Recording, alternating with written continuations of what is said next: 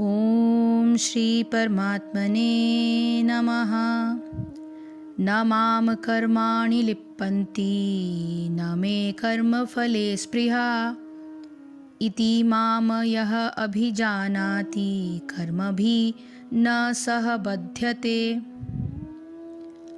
न कभी नहीं, माम मुझको, कर्माणि सभी प्रकार के कर्म, लिप्पन्ति प्रभावित करते हैं, न नहीं, मैं मेरी, कर्मफले सकाम कर्म में, स्पृहा महत्वाकांक्षा, इति इस प्रकार, माम मुझको, यह जो अभिजानाति जानता है, कर्म भी ऐसे कर्म के फल से, कभी नहीं, सह वह बध्यते बंध पाता है।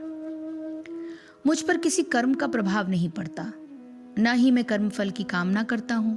जो मेरे संबंध में इस सत्य को जानता है वो भी कर्मों के फल के पाश में नहीं बनता। तात्पर्य, जिस प्रकार इस भौतिक जगत में संविधान के नियम है जो ये बताते हैं कि राजा न तो दंडनीय है न ही किसी राज नियमों के अधीन रहता है, उसी तरह यद्यपि भगवान इस भौतिक जगत के सृष्टा हैं किंतु वे भौतिक जगत के कार्यों से प्रभावित नहीं होते हैं। सृष्टि करने पर भी वे इनसे पृथक रहते हैं, जबकि जीवात्माएं भौतिक कार्यकलापों के सकाम कर्म फलों में बंधी रहती है, क्योंकि उनमें प्राकृतिक साधनों पर प्रवृत्ति दिखाने की प्रवृत्ति रहती है।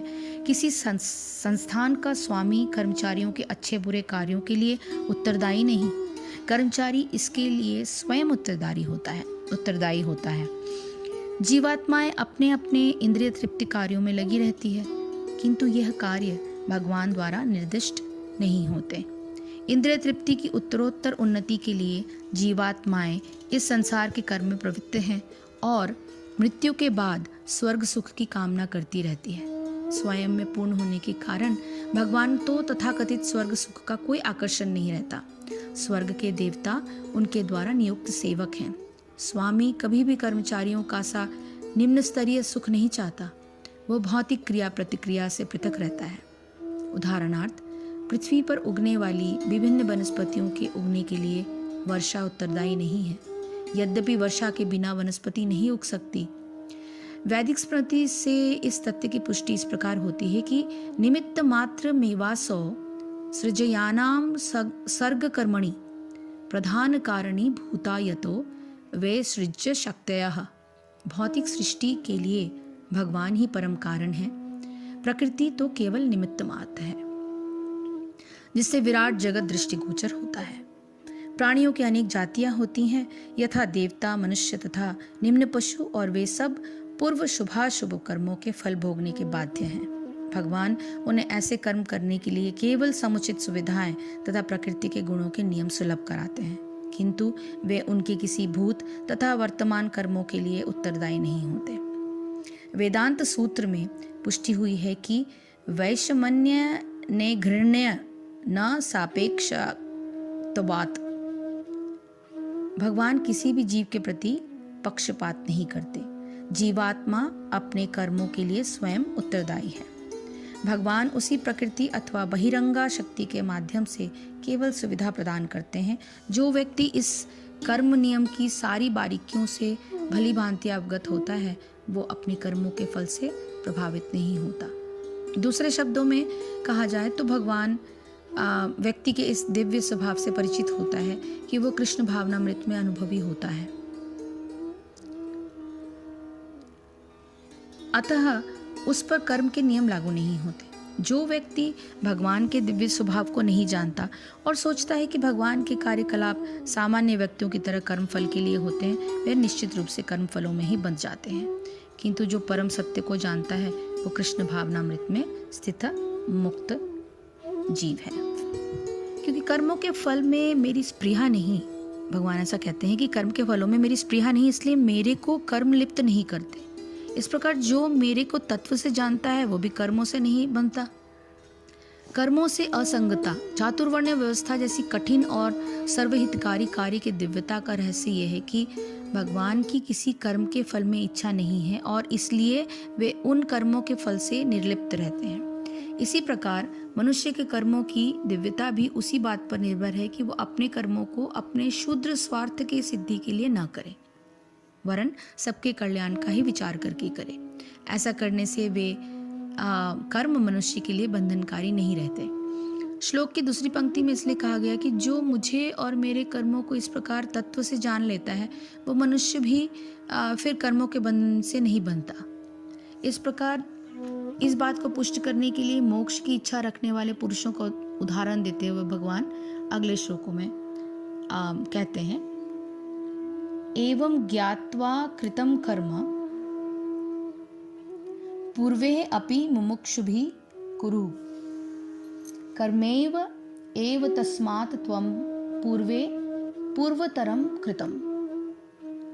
एवं यानी इस प्रकार, ज्ञात्वा भली भांति जानकर, कृतम यानी किया गया, कर्म यानी कर्म, पूर्वे पूर्ववर्ती, अपि निस्संदेह, मोक्षुभिः मोक्ष प्राप्त व्यक्तियों द्वारा, कुरु करो, कर्म स्वधर्म नियत कार्य एवं निश्चय ही, तस्मात् अतएव त्वम तुम पूर्वे पूर्ववर्तियों द्वारा पूर्वतरम प्राचीन काल में कृतम संपन्न किया गया। प्राचीन काल में समस्त मुक्तात्माओं ने मेरी दिव्य प्रकृति को जान करके ही कर्म किया, अतः तुम्हें चाहिए कि उनके पद चिन्हों का अनुसरण करते हुए अपने कर्तव्य का पालन करो। अर्थात मनुष्य की दो श्रेणियां हैं, कुछ के मनों में दूषित विचार भरे रहते हैं और कुछ भौतिक दृष्टि से स्वतंत्र होते हैं। कृष्ण भावनामृत इन दोनों श्रेणियों के व्यक्तियों के लिए समान रूप से लाभप्रद है। जिनके मनों में दूषित विचार भरे हैं उन्हें चाहिए कि भक्ति के अनुष्ठान का पालन करते हुए क्रमिक शुद्धिकरण के लिए कृष्ण भावनामृत को ग्रहण करें, और जिनके मन पहले से ही ऐसी अशुद्धियों से स्वच्छ हो चुके हैं वे उसी कृष्ण भावनामृत में अग्रसर होते रहें, जिससे अन्य लोग उनके आदर्श कार्यों का अनुसरण कर सके और लाभ उठा सके। मूर्ख व्यक्ति या कृष्ण भावनामृत में नव दीक्षित प्राय कृष्ण भावनामृत का पूरा ज्ञान प्राप्त किए बिना कार्य से विरत होना चाहते हैं, किंतु भगवान ने युद्ध क्षेत्र के कार्य से विमुख होने की अर्जुन की इच्छा का समर्थन नहीं किया। आवश्यकता यह है कि यह जाना जाए कि किस तरह कर्म किया जाए। कृष्ण भावनामृत के कार्यों से विमुख होकर एकांत में बैठकर कृष्ण भावनामृत का प्रदर्शन करना कृष्ण के लिए कार्य में रत होने की अपेक्षा कम महत्वपूर्ण है। यहाँ पर अर्जुन को सलाह दी जाती है कि वो भगवान के अन्य पूर्व शिष्यों यथा सूर्यदेव विवस्वान के पद चिन्हों का अनुसरण करते हुए कृष्ण भावनामृत में कार्य करें। अतः वे उसे सूर्यदेव के कार्यों को संपन्न करने के लिए आदेश देते हैं, जिसे सूर्यदेव ने उनसे लाखों वर्ष पूर्व सीखा था। यहाँ पर भगवान श्री कृष्ण के ऐसे सारे शिष्यों का उल्लेख पूर्ववर्ती मुक्त पुरुषों के रूप में हुआ है जो कृष्ण द्वारा नियत कर्मों को संपन्न करने में लगे हुए थे। पहले होने वाले मुमुक्षु पुरुषों द्वारा भी इस प्रकार जानकर ही कर्म किया गया है। इसे तू भी पूर्वजों द्वारा सदा के लिए हुए कर्मों को ही कर। भगवान ऐसा कहते हैं और सरल शब्दों में कहते हैं कि पहले की मुमुक्षुओं का उदाहरण यहाँ पर फिर इस बात पर बल दिया जाता है कि इस प्रकार जानकर पहले से भी लोग अपने अपने स्वभावगत कर्म को लोक कल्याण के लिए करते चले आए हैं, क्योंकि उन्हें केवल मोक्ष प्राप्ति की इच्छा ही कर्म में प्रवृत्त करती है।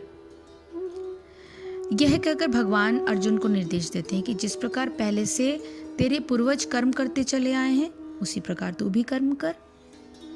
निष्काम भाव से और फल की इच्छा छोड़कर कर्म करने की आज्ञा को भगवान ने दी, और यह बात करने में भी सरल लगती है, परंतु जब मनुष्य कर्म में प्रवृत्त होता है तो वह निरासक्त भाव तो दूर हो जाता है और मनुष्य कर्मों के फल और उससे होने वाले सुख की आशा से ही अधिकांश कर्म करता है। सुख की प्राप्ति नहीं होने पर भी निराशा का अनुभव करता है। ऐसा क्यों है?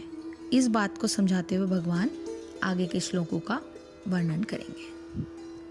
हरे कृष्ण कृष्ण कृष्ण हरे हरे, हरे राम राम राम हरे हरे। जय श्री कृष्ण, जय गुरुदेव।